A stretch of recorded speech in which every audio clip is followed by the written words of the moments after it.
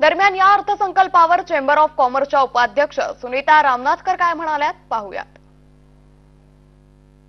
IMC chambers of commerce and industry याच्या उपाध्यक्षा Sunita madam आपल्यासोबत आहेत। सुनीता मॅडम, आपण काय सांगाल, आज जो अर्थसंकल्प सादर करण्यात आलेला आहे, एकंदरीत आपण पाहिलं तर 12 लाखांपेक्षा ज्यांचं कमी उत्पन्न आहे त्यांना खरं तर मोठा दिलासा जो आहे तो या अर्थसंकल्पाच्या माध्यमातून दिलेला आहे। कशा पद्धतीचं एकंदरीत हे ब्रेकडाऊन असणार आहे?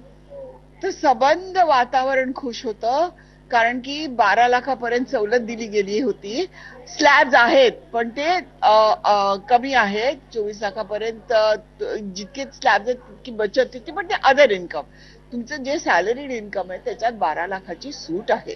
तर ती खूप जे मध्यमवर्गीय लोक आहेत ना त्यांनी खूप अप्रिशिएट केली आहे आणि तिच्या बजेटच्या शेवटी तिला खूप टाळ्या मिळाल्या ह्याच्यासाठी। या संपूर्ण अर्थसंकल्पामध्ये कुठेतरी गुंतवणूक वाढेल अशी शक्यता आहे का? काय नेमकं वातावरण? मला वाटतं कन्झम्पशन वाढेल, लोकांच्या हातात पैसा खेळेल आणि ते पैशांनी ते बाहेर जाऊन वस्तू विकत घेतील, त्या वस्तूंवर जीएसटी भरतील, मग गव्हर्नमेंटला त्याचा जीएसटी कलेक्शन मिळेल, तर इनडायरेक्टली टॅक्स परत मिळेल।